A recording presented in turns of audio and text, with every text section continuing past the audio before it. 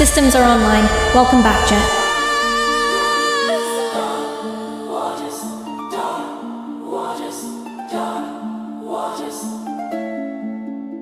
Dark Waters.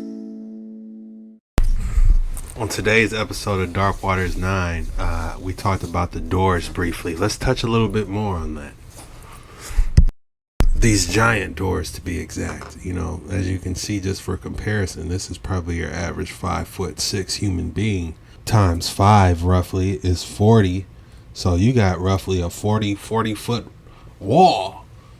You know, so you got beings that's 35 feet, from 35 feet to 20 feet easily walking through this door is what it's made for. Why are so many old world buildings fitted with doors this massive? Doors so tall and heavy they tower over modern humans. The hinges are oversized, the latches sit far above arm's reach, and the frames feel wildly out of proportion. These weren't decorative, they were functional.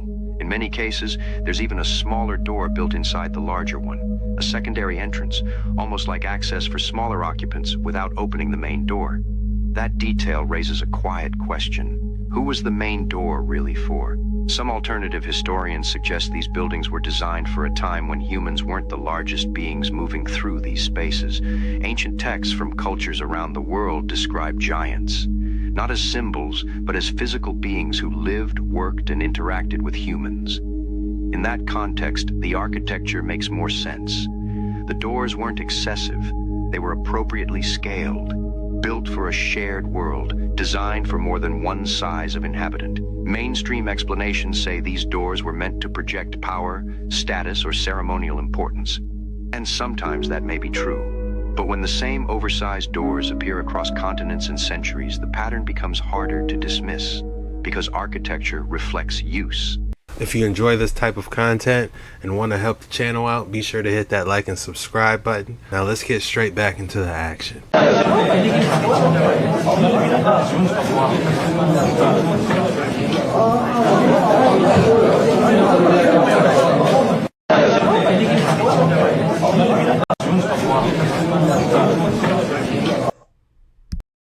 If this is what the next AI robots are going to look like, I'm telling you, it's going to be real hard determining human from AI in about 10-15 years. The phone that you are using is Fallen Angel technology. That is a human hair, just for reference, but this is a microprocessor within the iPhone, and look at how insane this is. Look at how mind-blowing. It just keeps on going. When we talk about Fallen Angel technology, this is what we're talking about. Things that we can't even comprehend or understand with our own human mind. Like, how is that even possible to create? How is that possible? Not possible. I mean, for this to be a human hair and for it to keep on going and just have layers of just this circuit board technology is absolutely mind-blowing to me, and something that I don't understand, and most people don't, but this is quite literally Fallen Angel technology. Peace and love. I do find it incredibly difficult to see this being manufactured at a plant. Like, what do they have? Like microscopic machines, nanobots crafting these SIM cards and stuff? It is questionable. The ancient Cleopatra's Needle in New York City. You ever seen it? And design is all around the world. The ancient Cleopatra's Needle in New York City. You ever seen it? This finna blow your mind out. What? So that's what it look like? Ooh, this is nice. Central Park Obelisk, Cleopatra's Needle, and what's on the needle? That's Canaanite, Moabite, Proto-Semitic script. Right there, so-called Egyptian. What did he say? Right there. Who are the Canaanites? The Phoenicians, the Hammadites, the Cushites, the Chaldeans, the Moabites. What you think was older? Slave ships or this right here? What you think was older? You said you wanted receipts. Upper Egypt is North America. Lower Egypt is in Central and South America. Everything is over here first. So the Mississippi River is really the Nile River. That's why it's all lined up with mounds and pyramids from Illinois all the way down to the bottom of the Gulf. And you don't have pyramids lined up on the other side of the world, the so-called Africa, on the Nile River. Because the Nile River is really over here. I want the motherfuckers to know you 100% right. The same obelisk that's right there, Washington Monument? You ain't never met Martin Luther King. I have a dream. Yeah, he could have just kept it 100 and just said we was Moors. He chose not to do that because he sold out. Damn. All these so-called black leaders that y'all be looking up to, y'all be looking at them like idols. They ain't with no liberation. They taking the bag to sell you out. They ain't showing you nothing like that. Why you think they don't teach this kind of history in school? Because it will destroy the entire paradigm of us being kidnapped and brought over here in bondage as slaves. Moorish architecture and design is all around the world. That means Moorish people were all around the world. Google that shit. I ain't lying to you. The ancient Cleopatra's Needle. I did like a 2-3 hour video on Moorish Tartarian. It gets deep. It does. It's definitely worth a watch, to say the least. Selfish impulses aren't pathological. Jung made a startling discovery about what lies hidden in the unconscious of people with empathic patterns. In the shadow, the rejected parts of the psyche, he found not darkness, but what I call forbidden selfishness, the natural self-advocacy that was deemed unacceptable in childhood. Most empaths carry tremendous guilt about their shadow because it contains everything they were taught was wrong: anger, boundaries, saying no, putting themselves first, having needs, demanding respect. But here's Jung's revolutionary insight. These selfish impulses aren't pathological. They're the missing pieces of a complete personality. The empath who never learned healthy selfishness becomes what Jung termed a wounded healer, someone who gives from emptiness rather than fullness. Jung observed that empaths often unconsciously resent their own compassion. They give and give, but underneath there's rage, there's exhaustion, there's a part of them that wants to stop caring, to walk away, to choose themselves for once. But you better not do it. We gotta keep up the good fight. It's about reclaiming the right to exist as a complete human being. The empath's shadow contains their sacred selfishness, the healthy ego strength that allows for authentic relationships.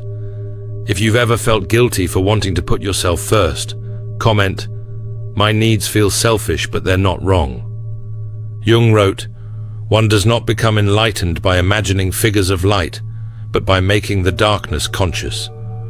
For empaths, the darkness isn't cruelty or narcissism. It's the simple, radical act of believing they matter as much as everyone else. These selfish impulses. Wow. Every time I watch one of those, it's like he's speaking directly to me. If you can relate to that and he's talking about you, drop it in the comments below. Just know you're not alone. Sometimes, putting yourself first just seems like it's selfish, but sometimes it's necessary. The raw, unfiltered scientific proof for what the pyramids were really built for. This is what a real Egyptian tomb looks like, and this is the biggest tomb in the world, the Great Pyramid of Giza. The closer you look, the more you realize this pyramid was definitely not made for burying the dead, because the materials they used to build it are exactly what we'd use today to create an electric current. Giza used to be covered with bright white casing stones that were virtually airtight, made out of polished limestone brought from Tura, a quarry 500 miles away. Oh, they just wanted the pyramids to look all nice and white and cute, right? So much that they were willing to drag stones the length of Florida away to do so, for the aesthetic. This special limestone from Tura happens to have less magnesium in it than regular limestone, making it an ideal insulator. Hold on, we're gonna keep going, but how do you think they possibly dragged that limestone over there the length of Florida? There's no way they strapped them boys on the back of donkeys and camels and was like, yeah, and did that for the length of Florida. There's no way. If you've been watching me, you know what I'm already about to tell you. Airships. That's how they did it. Airships. They had the airships load up. They grabbed pieces and they just was traveling back and forth. They're like cargo ships, but for the air. of electricity, as well as perfect for reflecting sunlight to keep the inside cool. The interior chambers of the pyramid were built with rose granite containing 85% quartz, which is piezoelectric, meaning it produces a small electric charge when moved or squeezed, the same quartz that's used to power a watch battery or a barbecue lighter. Granite also ionizes the air inside the chambers, which further increases the conductivity of electricity. On top of being sourced from Aswan, another quarry hundreds of miles away, the granite slabs inside Giza have these weird structural designs to them that don't exactly look good and are just incredibly difficult to make. Why on earth would you build a roof like this that just makes the job 10 times harder using 80-ton stone blocks from hundreds of miles away that you can't even see from inside the chamber when it's done? Historians will tell you they were relieving chambers, meant to keep the room from collapsing from the great weight of the pyramid overhead, even though the chambers below had no such relief. On the other hand, if you were somehow able to apply pressure to these chambers, you'd get an electric charge from the quartz. A lot of it. But electricity can't just exist if we want to utilize it for energy. It needs to get directed through something in order for us to make use of it. An electric current. Copper is often used in wires to do just that. And take a wild guess what a remote camera revealed in the pyramid's narrow shafts just a few years back. 2 copper handles embedded into the stone at the end of the shaft, the only metal to have ever been confirmed in Giza, as well as a set of... I forgot about this. They really did find copper wires in there. They were conducting 100%, y'all. Forgive my chapped lips. Look how chapped my lips are, man. I've been fasting all day. It's damn near 9 o'clock. I've been fasting all day. I gotta get something to eat after this. Of what appear to be instructions that looks like a wiring diagram painted on the side of the shaft, to which modern Egyptologists claim these handles were used with ropes to pull jars up the shaft. They're just getting desperate at this point. These shafts really have no confirmed purpose. They're commonly referred to as air vents, but some of them don't even lead to the outside. In 2013, former Egyptian Antiquities Minister Zahi Hawass was accused of theft of Egyptian artifacts from the pyramid. In the list of items rumored to have been stolen, there was one that stood out from the rest. Long copper wires. A strange artifact by any means, and just what you'd need to complete an electric current. So were the pyramids built as giant batteries? I mean, we have all the pieces in place, but how exactly would this battery even work? Aerospace engineer... They said, if we go back real quick, some of my research has led me to believe that this pyramid, this is the best one I can get. Some of my research has led me to believe that the Anunnaki could have been possibly created by the fallen angels, and the fallen angels and the Anunnaki, for all I know, were in cahoots making these pyramids, and these pyramids could have been reset generators.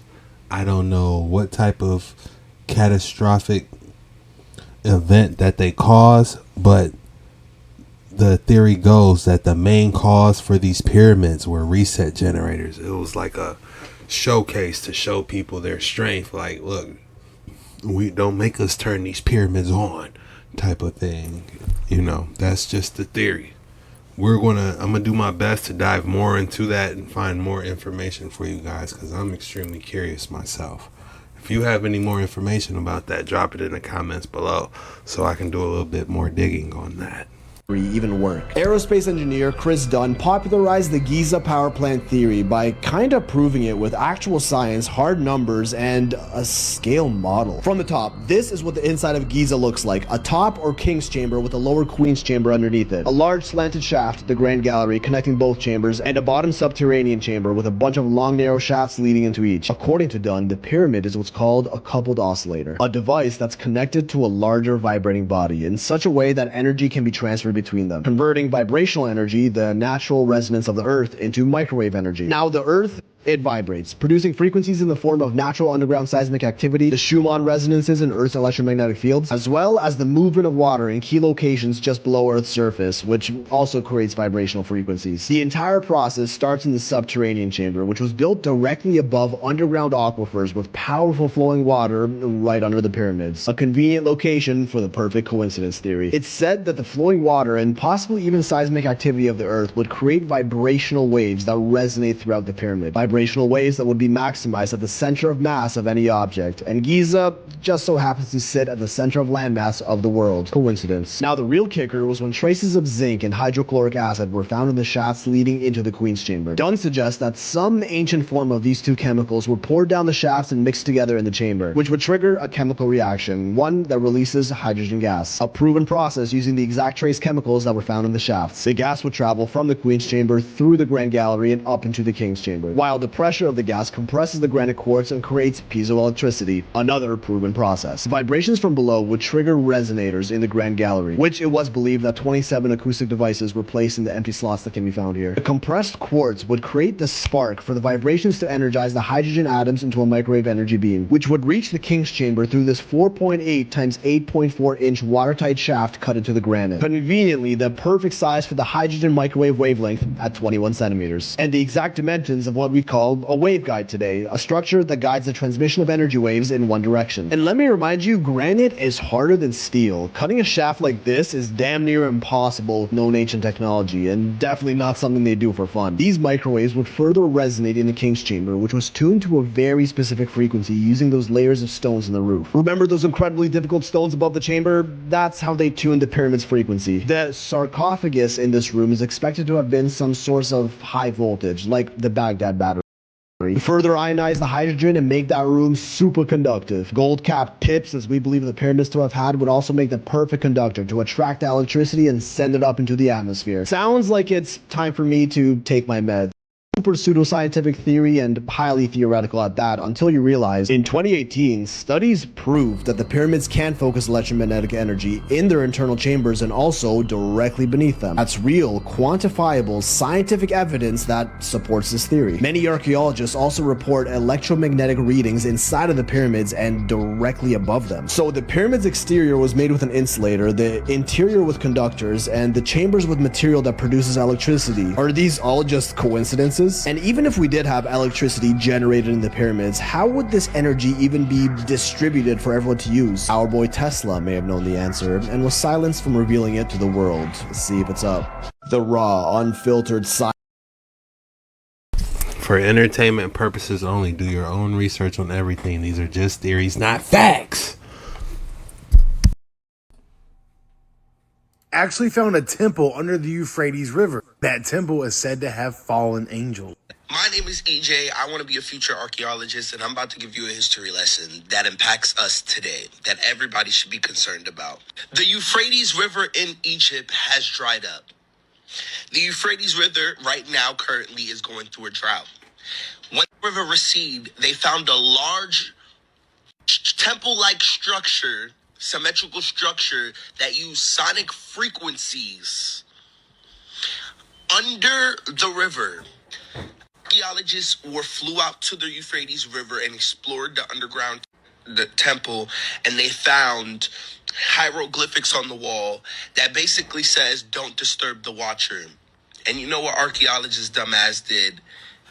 They kept digging, and they found tombs, crowns with serpent-like heads, and demonic-like figures with crowns on their head. In the Bible, it talks about there are two angels that are chained under the Euphrates River. So if the river dried up, the angels were released.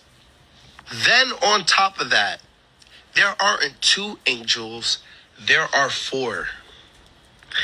In the Bible, it states that if those four angels were released, they would kill a third of mankind. People call some strange things on camera at Lana Del Rey's concert. Let me draw some uncomfortable dots and ruin your night. Before we start this, all speculation. This guy right here is Epic Paranormal. He was at a Lana Del Rey concert, and he said that his phone was glitching, and every picture it would take would make the people look like a straight up demon, right? Well, I'm gonna show you that first, but when I saw that, it reminded me of something very, very, very particular. Camera kept glitching. Your camera was not glitching, my friend. Those are real life demons. Whether they are possessed or just straight up a demon, that's exactly what we're looking like. You remember the movie They Live? My man had some dissonant glasses. If y'all have not seen this, you need to go see it. He puts the glasses on, he sees things how they really are, takes them off, and they go back to normal. It's called They Live. I gotta see this movie. I know it's overdue. I gotta see it. I haven't seen it, but you know, it's the mood's gotta be right. I gotta fully digest it. You know what I'm saying? Literally showing us the exact same thing we're seeing at that concert. And we're about to get into some speculation right here in 1 second. They're among us. They live. Get it? It appears our cameras have the same exact problem filming Congress. The creator is the top left. It's odd. And this is all alleged, by the way, but it would not surprise me one bit if all these people were demons, or at least demonically oppressed, or possessed, would it not? He's recording it right off the TV screen. I don't know if he has some special glasses for his camera, alleged speculation, whatever. I believe it. They live, like they literally live, and they are among us. Allegedly. Good luck sleeping tonight. People call some I've never been to a single concert in my life. You know, it's a whole bunch of people jumping. I'm not saying they're bad, you know what I'm saying, but I've never been that excited to go see an artist. Maybe 50 Cent back in the day, but I had no reason to go. According to the CIA, we have superhuman abilities. Watch this. So the CIA released a document saying the universe is a hologram, and basically the document teaches you how to access superhuman abilities as well as use your consciousness to shift your reality. I'm breaking down this document section by section, and this is part 4. This section is pretty short but very interesting because it talks about the use of the HemiSync. What they noticed is by putting people through the HemiSync system, they could have people access advanced states of meditation, maybe some states that would take the average meditator 20 years to reach, and they could have them reach it pretty much in 10 to 15 minutes. And these states would be where the left and right brain come into complete coherence, so much so that it seems like the whole body and the brain and heart come into coherence as well.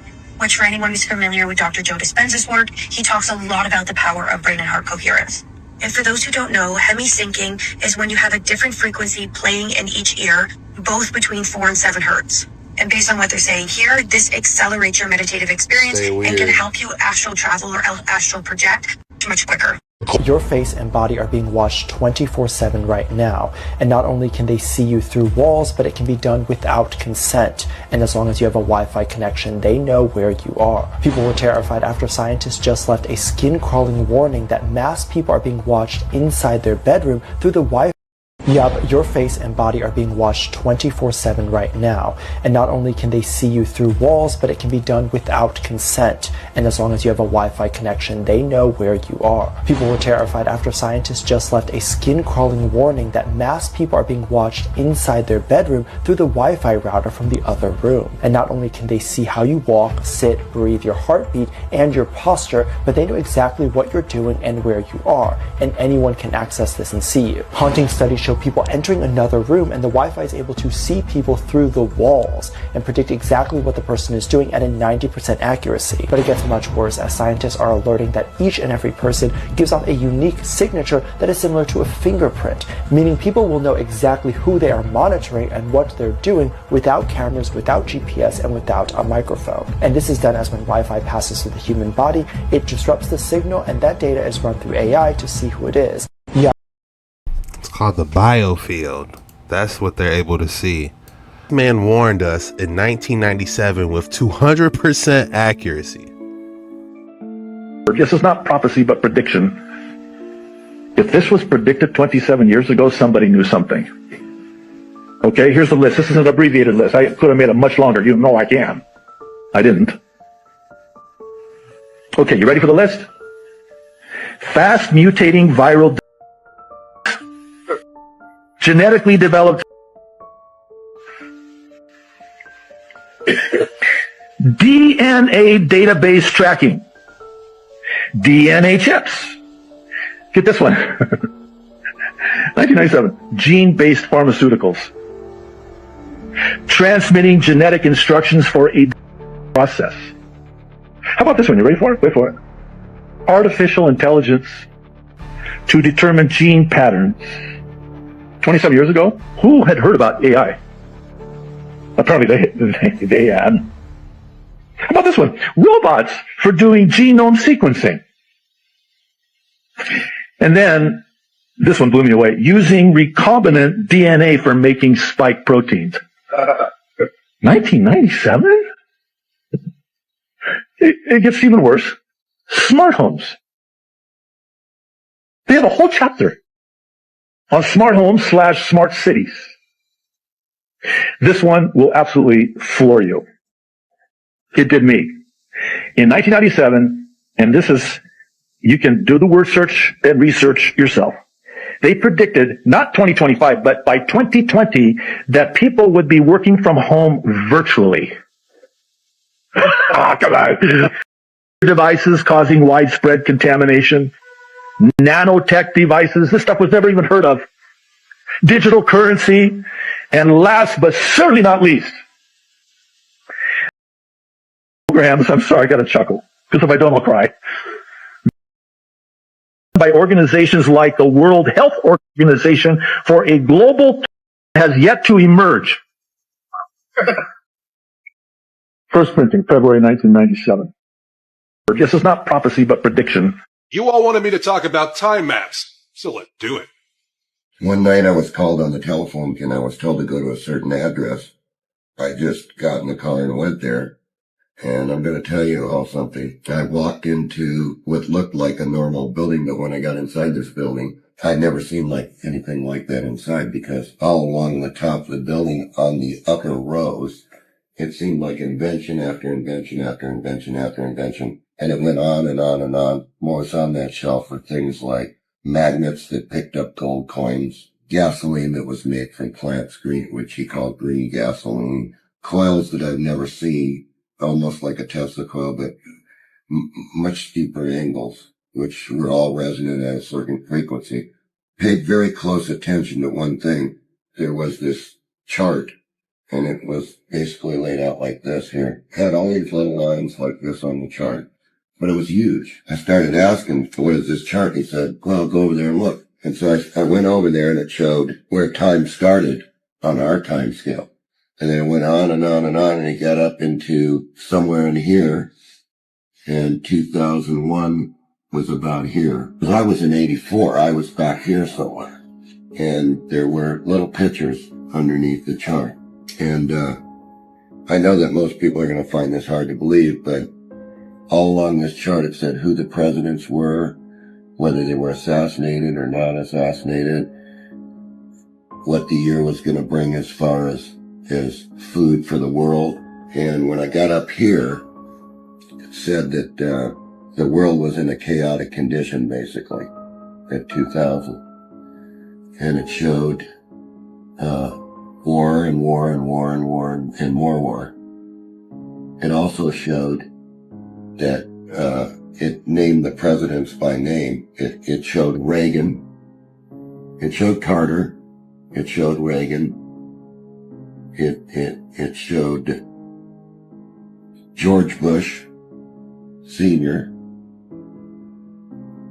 And after that it showed Clinton. It said the Clinton years right in here somewhere. I was back here.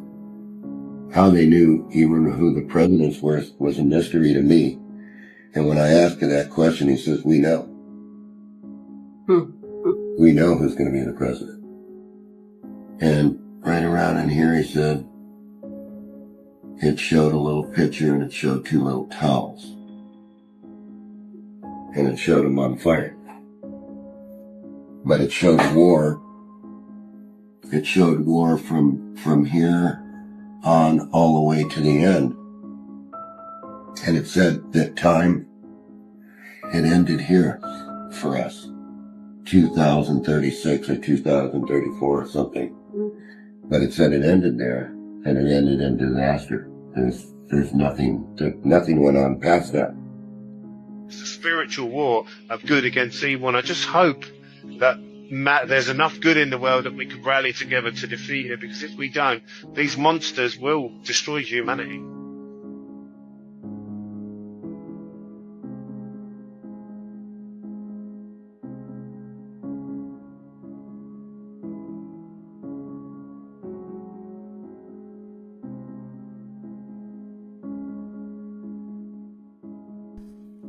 $2036? Is he trying to predict the next reset? You know, everyone's screaming Satan's little season. Do you think it might be over then? Is there going to be another reset, or is nothing going to happen at all? Interesting. If you act as if God is within you, your voice changes, your posture changes, you stop asking for permission to live with fire. And when you stop waiting, heaven stops waiting too. This is not a lesson. This is a summons. If you are hearing this now, it is because something in you is ready to rise. You have waited long enough. The silence you feel, the restlessness inside you, it is not confusion. It is a call, a divine order echoing from within, commanding you to stop living like you were forgotten. You were not made to shrink. You were not placed here to drift. You were sent, and the one who sent you does not apologize for power. The man who listens with reverence, who studies this again and again until it becomes his new law, he will not just change. He will become the living proof of purpose, sent with clarity, walking with power, and finishing what heaven began. Now listen. Because the moment you believe this truth, you will no longer walk as a man. You will walk as one who was sent. You have walked long enough pretending to be less than what you were sent to become. You have bowed long enough to fear. You have hesitated long enough in the shadow of doubt. But now the voice of purpose calls to you. And if you will obey what is about to be spoken, not just hear it, but obey it, you will never again be the man you were before this hour. If you act as if God is within you, sounds, there is a certain sound that they cannot stand, that they panic and they run away from. And well, like in this spoof science fiction comedy film, you know, Alien Invasions from Mars or whatever it is. Oh, Mars Attacks. Mars Attacks. Yeah. You know, well, there's a lot of truth in that movie. They used yodeling country music as a means. That's funny. Yeah. Right. Yeah. Yeah, so that was I stayed in that apartment. Just while we're on the movie, anything in that's just true that. Well, I don't know that movie as well. I know They Live, and in the movie They Live, and in They Live, there is a sound, there is a frequency. I don't know if you remember it towards the end that Roddy Piper goes to, and it's a frequency that's being beamed out, which enables these aliens to look in human form. And when he breaks this frequency, then they're all seen. Yeah, I've noticed since we've changed to digital now, my senses have become extremely heightened, and even when I'm just listening to the TV, or even when you turn the volume down, I hear this sound frequency coming from the television that completely messes with my pineal gland. Now this is important because another member of the base's back room, so to speak. Right. The thing is that he had devised a device to encrypt records on CDs so that it wouldn't be able to be copied. Right. But it was a type of acoustic thing as opposed to some kind of digital trademark encryption. Right. And when he played this in the record executive of the board, a number of the board just freaked out because they were reptilian. So completely freaked out, I'm sure. Yeah. So there's a particular sound that they cannot stand. Yeah, because it alters the holographic projection that they're keeping. And I think it's a misconception that they are actually shape-shifting. Some are, but it's a misconception. Yeah. What they're actually doing is altering your visual cortex to make you think you're seeing them that way. Yes, absolutely, yes. And this is very important as well, you know, because you can that's the truth. They're not actually looking that way. They've just manipulated your mind to think that they are. Sounds. I feel like that's why all those ancient bells was ringing, to distort that type of stuff and block it out, even when I'm quiet now. It's like a high-pitched beat, you know, like I don't think we're supposed to hear that. I think we're supposed to hear, you know, birds chirping and stuff. It's not like a high-pitched ringing in your ears. He owns the car now.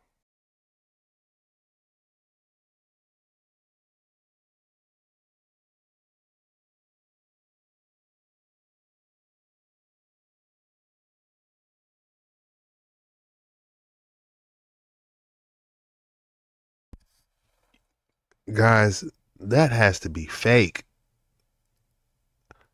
That thing is absolutely massive. It is giving me goosebumps. I don't know if you can see that, but that is giving me goosebumps, man. This looks like straight out of a movie, Arachnophobia, doesn't it? And this is the monster bird-eating spider. There's definitely a nest in there. This car.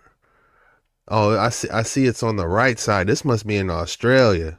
Cause look, the steering wheel is on the right side. Thank goodness this ain't something in America, man. Y'all fighting some demons out there. This has to be Australia.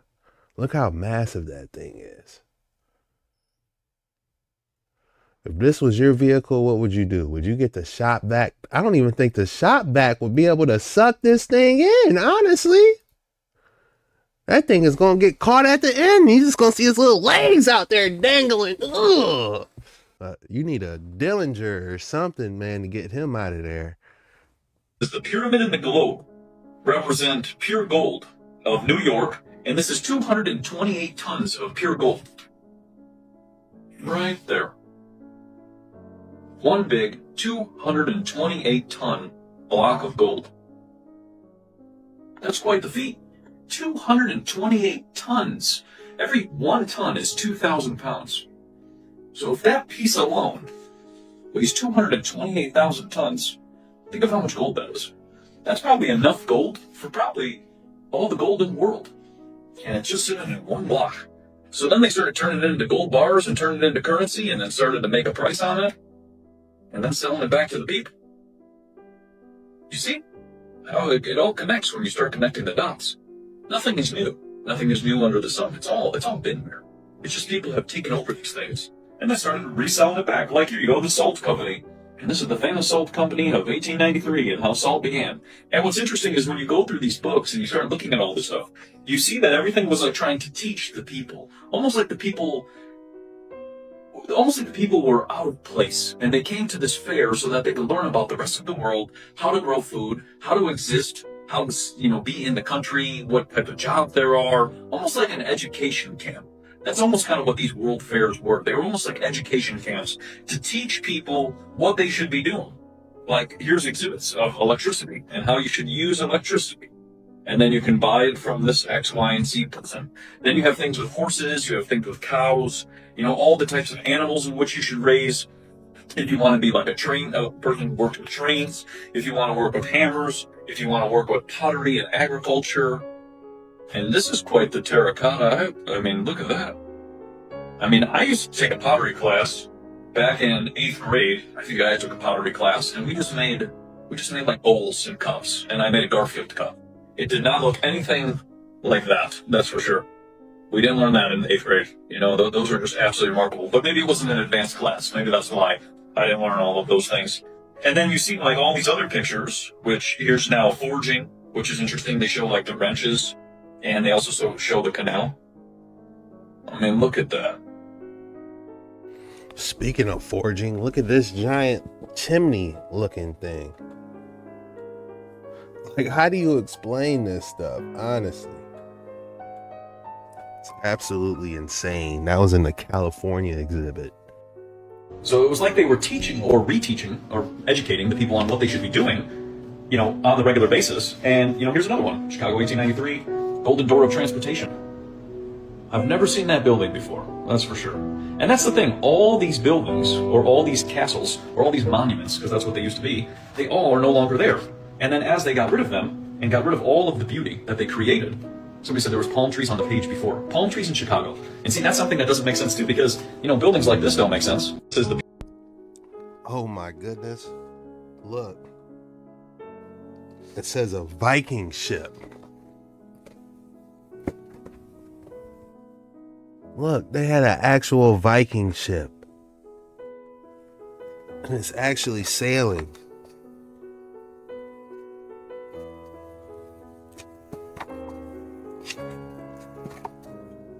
You know, I used to have dreams when I was a kid about these structures that look just like this on the Sweden building. I used to have dreams about these type of buildings, and it just made me feel really good for some reason. Like it was a place I had to see, and I couldn't explain it. I couldn't explain it to anybody, but it was always this castle looking structures, and it just made me feel really good.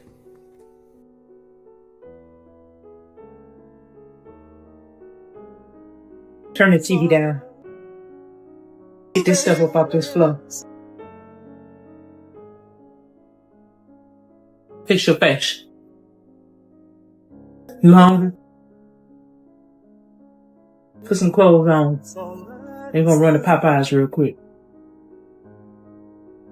And them shoes you were showing me last week, show me how to get on the internet so I can get them for you. You heard what I said? Fix your face if I give you a reason to look like that. Now get up, put your clothes on.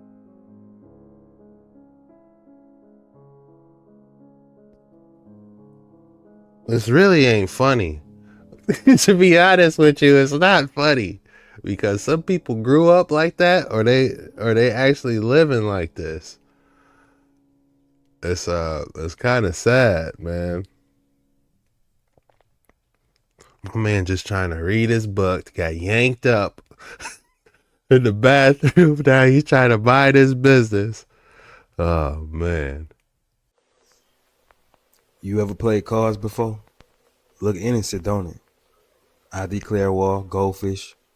But what if I tell you it's not as innocent as it looks, but there's a dark meaning behind it? The standard playing card deck that is used today is derived from the ancient tarot. A lot of people say the tarot cards, but it's called the tarot. The tarot began to take on occult association to be used for cartomancy, divination, or fortune telling. All those things is an abomination to the Most High Elohim in the Bible. Aleister Crowley, he was the second accomplished student of the tarot. In 1909, Crowley began publishing the Art of Secrets, including their teaching on the tarot. And it was done through an independent journal called the Equinox. Crowley worked with a woman. Her name was Frida Harris. She helped Aleister Crowley design the new tarot card deck.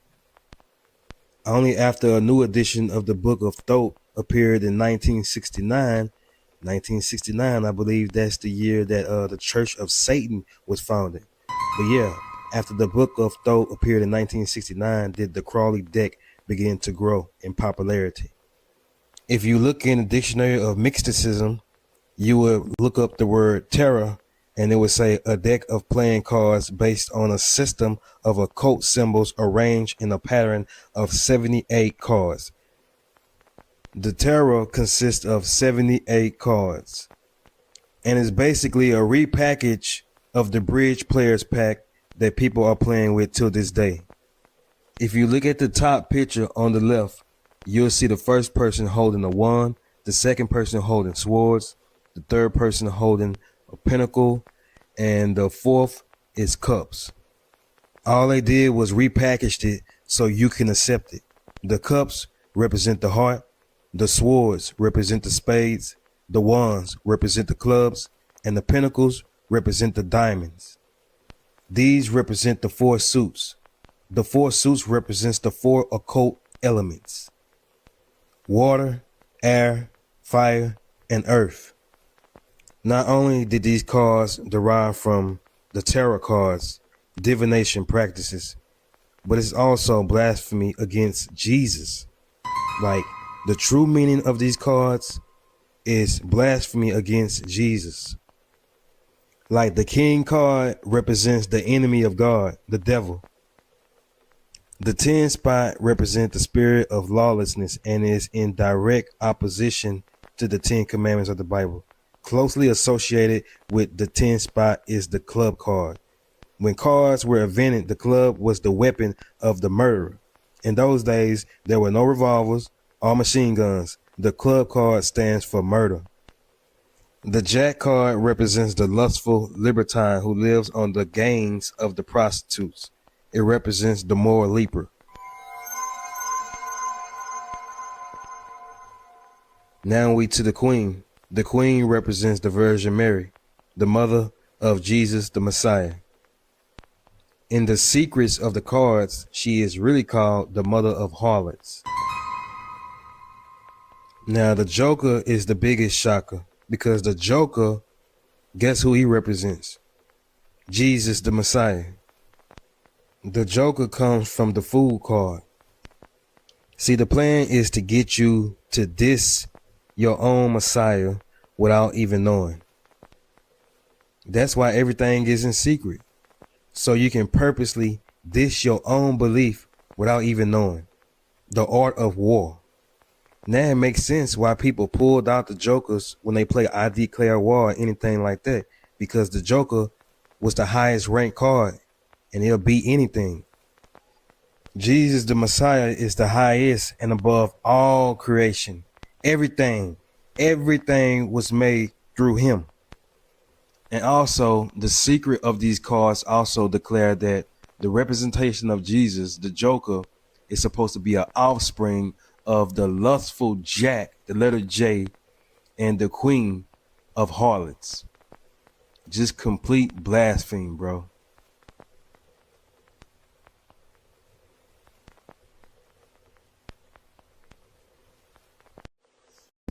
You know, people used to make fun of me. They're like, oh, you don't know how to play spades? No, you ain't really black? No, I don't know how to play spades. None of that stuff really interests me. Playing goldfish, maybe a little bit. I declare war? Yeah, we did that when we were kids, but nowadays, I have zero interest to play cards. Now I want to ask you, do you guys think that was a reach? Or are we just playing dominoes now? If you thought I didn't have another excellent specimen for you today, think again. You know, I really enjoy doing these specimens with you guys. Feast your eyes on this aquamarine as like a blue firework protrudes, like a petrified blue firework protrudes out of this cookies and cream looking ice cream. Guys, let me hear your specimen names in the comments below. You guys come up with some great ones. We need to start going over the best ones, the best names, honestly, because you guys be dropping some fire. But if I had to name this one, I would call it Petrified Firework Inside Cookies and Cream. It's a long one, but hey, that's the best I got. Let me hear your guys' names in the comments below. The real reason why they hid the North Pole. They're trying to program you to think that like there's nothing at the North Pole and that it's all fake. Why would we think that the King of the North, Jesus, wouldn't dwell in the North, but would dwell in the East? There's a YouTube channel called Leaving Babylon, and this woman discovers that there is land between Russia and North America that they're hiding, and that it's called the land of Jesus. It was by Caesar Cassani, came out in the 1670s. Now check this out. This over here is California. And if you notice, California is completely split away from America. This is America. And this right here is the Terra de Isu. Now, what does that mean? What does Terra de Isu mean? Terra de Isu means land of Jesus. In the center, they say it's just ice. But that's cap. That's a lot, all right? So this is Greenland right here. This is Iceland, United Kingdom, Norway, Sweden, Finland, and Russia starts here and carries over. What is this? What is this? What landmass is this? Over here, this is Canada. This is where Canada starts. This part right here, and this is Canada. What is this? They took this off the maps. This huge landmass. Huge. And this is not ice. It's not ice. Okay?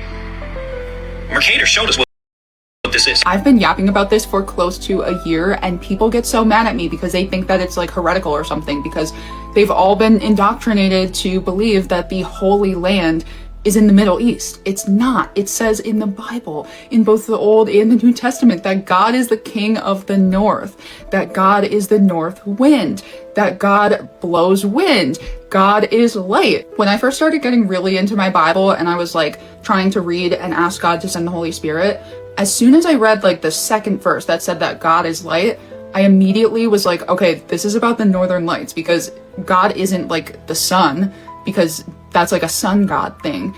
The only other light would be the northern lights. And then I found that the word for God's lightning, barak, is the same root word as emerald in Aaron's breastplate. So I was like, okay, it's green light. This is my old book because I grew up Catholic, unfortunately. A lot of Northern Lights stuff is hidden in false religion so that we don't have it, because it is, I believe, a very important part of Christianity. And they come from the North Star. I took this picture of Polaris, which literally translates to heavenly. This is the Star of Bethlehem. That's why it's always over baby Jesus in the pictures and things like that. It sits right over the North Pole, and the North Pole has the Black Rock. I believe that this is the cornerstone that all of the light gets sent out to us from. I think like when the Pentecost happened, it was like a Northern Lights event. When I look through my Catholic stuff, every time that there's like a major holy event, you'll see Northern Lights in the background. And then I got so excited because I realized I was looking at a pertinent piece of Byzantine Christianity, like in their art and their culture and in their churches. See it? God's eye sends out the light. God is light. The Bible is very literal. I wish people would take it more literally. There are layers, but like people that think that the Bible is all metaphors and parables are doing themselves a disservice. I have an 1863 Bible, and this is the Lord judging Jerusalem. See the triangle and all of the light coming out? And here's the cover page for Leviticus. Polaris is the only star in the entire sky that has never moved. If you watch, all of the stars and planets go around Polaris because it's God's sky tabernacle. I got a book from the 1800s. It's a science book. It blends scripture with like astronomy because that seems to be what they were doing back then before they made everything secular. It includes a poem that says, "Perchance that thou with cloudless vision slowly sweeping up the mighty nave that cleaves the galaxy, God's visible tabernacle in the skies, star built from shining undercroft to dome." I'm gonna show you a couple verses. Job 37:22, "Out of the north comes golden splendor, God is clothed with awesome majesty." Daniel 11:13, "The king of the north shall return and shall set forth a multitude greater than the former." Revelation 4:3, "He who sat there had the appearance of jasper and carnelian, and around the throne was a rainbow that had the appearance of an emerald." Daniel 11:40, "At the time of the end shall the king of the south push at him," I think that's like the red lights, "and the king of the north shall come against him like a whirlwind. The Lord went before them by day in a pillar of cloud to lead them the way, and by night in a pillar of fire to give them light to go by day and night." I took this picture on my phone, and I have never seen anything like this in my entire life. "While he yet spake, behold, a bright cloud overshadowed them, and behold, a voice out of the cloud which said, This is my beloved son, in whom I am well pleased. Listen to him." Also, before I forget to mention, it just seems so common sense to me to read God is the king of the north as him being at the North Pole. That's why they made up the story about Santa and laugh and say that Santa is fake, because they're trying to program you to think that like there's nothing at the North Pole and that it's all fake. Why would we think that the king of the north, Jesus, wouldn't dwell in the north but would dwell in the east, the Middle East? Are we forgetting that Cain was exiled and sent east of Eden? Not to mention that that's where all of like the Gilgamesh and the Nephilim remains and like stargates are. Like it's just, there's so many things that make it so clear that that is not it. You don't even have to get that deep into the scripture or like the North stuff. You could just tell based on the fact that the Rothschilds created it like 70 years ago, and the prophecy says that God would bring his people back. And that brings me to my next point. I believe that the Israelites, and I could be wrong, I'm not speaking for God, I'm just saying this is what I believe. I believe that like astrology is demonic, but it's like the demonic inversion of the tribes of Israel. There's people that do videos on it. That's not really up my alley, but I do watch them. I think that the Israelites, us who believe in Jesus Christ, are scattered everywhere. And that's why I don't really understand how people could interpret the dry bones prophecy as the Rothschilds gathering the synagogue of Satan into the east, because it seems very obvious to me that that prophecy is about the rapture, everybody being called back to Mount Sinai. Beautiful for situation, the joy of the whole earth is Mount Zion. On the sides of the north, the city of the great king. This one's my favorite one. "I have set my bow in the cloud, and it shall be a sign of the covenant between me and the earth. When I bring clouds over the earth," and the bow is seen in the clouds, like how the entire world is seeing northern lights right now because the northern lights are clouds. I will remember my covenant that is between me and you and every living creature. And then I was just talking about how if you zoom in on some videos, you can literally see clusters of eyeballs. This is the cloud of witnesses, I'm fully convinced. Okay, I don't have the original picture anymore, but this is the only satellite photo I've ever been able to find of the North Pole. There's a mountain peeking up through the clouds. That, I believe, is the Mount of Transfiguration. A lot of scholars think that like Mount Zion, Mount Sinai, the Mount of Transfiguration are all different names for the same one. I can't tell you that for certain, but I do kind of believe that it reads that way. But what mountain peaks up like this? Certainly not one in the Middle East. I believe that there's the Black Rock, and then there's like a tree there, whether that's the Tree of Life or what it is, I'm not sure. And then on top is Polaris, God's visible sky tabernacle. I want to show you some things I found on the NASA archive website. I think it's very truth in plain sight. Some of these are real, some of them are probably CGI, but they're telling you something here. That's my point. I'm going to show you a few. Polar Ring Galaxy. It's a cross with a ring. They know, they're telling you. That's why you can't see the North Pole on any like Google Earth or anything like that. They're hiding it. And no, before anybody brings it up, I do not believe in the Satan's little season theory because God is king of the north even back in the Old Testament. This has been a thing from the beginning, so I don't see how this is somehow proof of the millennial kingdom already happening, and I don't believe that that's scriptural at all. Okay, so I've been talking about how the northern lights will cause the rapture. There's a few different stories from researchers or people that knew people on research teams for the northern lights that have accounts of the lights coming down and picking things up. One of the viral ones on TikTok was this girl said they picked up a caribou and then gently set it back down. There's also a lot of mythology and like folklore around this. The Inuits were afraid that the lights would steal their children because apparently they were known for doing that. But all of this information is pretty hard to find. I've been looking for like a year and it's buried. I honestly get a lot of it out of antique books, but look at what they wrote. This is on like the 10th page of their archive.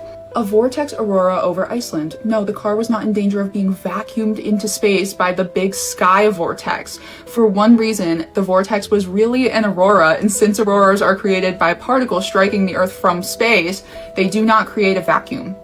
Why would that be the explanation for this picture? Because they have to tell you in some way. I got this off eBay. It's a picture of Port Leopold, Canada. And I'm kind of convinced that this could be like the world tree or something, because what is this? I do not know. It's from the 1800s. But look, the Aurora tree, the North Celestial Tower, they're trying to tell you about Black Rock. Remember, Jesus said, on this rock, I will build my church. Another one where they positioned the tree to look like it's shooting out the lights. The Big Dipper Castle, Polaris is a part of the Dipper. The mountain is functioning as Black Rock, and it's lit up on top because of Polaris. The Rainbow Tree, North Celestial Tree. It's a big tree, and the top is touching Polaris. Truth in plain sight about Black Rock, that's why the lights are at the top. Side note, does anybody know Magic Mountain? It's like a theme park. Magic Mountain. It's like completely Northern Lights and like tower themed if you look at it. Black Rock, Northern Lights. Like, come on, this isn't like solar flares. When they say sun, they're indirectly referencing Polaris because Polaris is the sun that powers everything. It's the light of the world. I think that's why they talk about the pole shift the way that they do, because once the light leaves the world, the harlot of Babylon will take his position. Like, why do we always ignore how much it says that God is light? I have an antique book that's called Jesus of the Emerald, and I was sharing it and people were telling me it was New Age, and I'm like, no, you don't understand. There's apparently a really high value carving of Jesus's face, like his actual face from somebody that had seen him, and it's in emerald. Supposedly, it was lost, but a lot of people that were around then are convinced that the Vatican took it. This was in the early 1900s. This is a printout from an 1800s science textbook. You have the Northern Lights making the arcs because we live under a dome. There's the banner or signal that God raises for the nations, I believe. Polaris sending out the lights. I feel like people don't ever understand what I'm trying to say when I say this, but the Wizard of Oz is blasphemous because the wizard exists behind a green curtain. And he controls time. I did a whole video on it if anybody's interested. Also, remember Ezekiel talks about the flaming wheels, chariots. Elijah was taken away by a flaming chariot. There's a ton of verses that say that God will give us a highway. You look up the word for highway, it's pretty suspiciously similar to the Northern Lights myths about how souls go back to heaven. I know you guys have heard me talk about this time and time again, but I absolutely adore this topic because once I started putting the pieces together, this enriched like my understanding and my love for God, and it helped me realize a tiny smidge of his majesty and how glorious he actually is. Like, it's not comprehensible, and it is so cool and so beautiful. I wish that we wouldn't secularize Christianity because there's so many things like this within it, but people read the scriptures as strictly metaphorical. They're trying to program you to think that like there's nothing at the North Pole. As far as the Northern Lights, I'm not really too sure what it is exactly, but I do believe that it's ether, that it could be power, a representation of what's floating in the ionosphere that we can harness. Like if you look at all the old world structures and how they had the different tops to harness buildings, I even would go as far as to say that they had airships that was harnessed in the ether.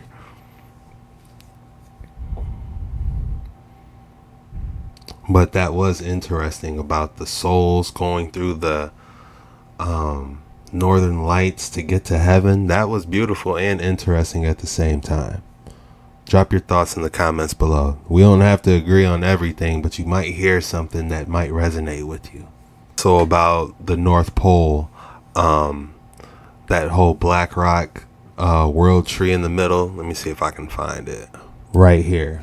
I've done a complete video on how this could possibly be Mount Zion, and I'm sure you guys seen it, and it is interesting. You know, it could be a tree, it could be Mount Zion, it could be both, you know, but it's definitely interesting. And there's actually another video where they got a close-up of it actually moving. That's all we got for today's video. If you enjoyed this video, go ahead and drop super deep dive for the code word below, and also make sure you hit that like and subscribe button if you haven't already. Super deep dive is the code word. I just want to say thank you very much for tuning in and hanging out with your boy, and I'm gonna be doing more videos like this, so be on the lookout over on Jet Ski Chuck page, because we're getting more consistent. Your boy's finding his rhythm every single day. You already know the vibes. It's your boy Jet Ski Chuck with more mysterious and disturbing videos that'll keep you up all night and question everything. Signing out.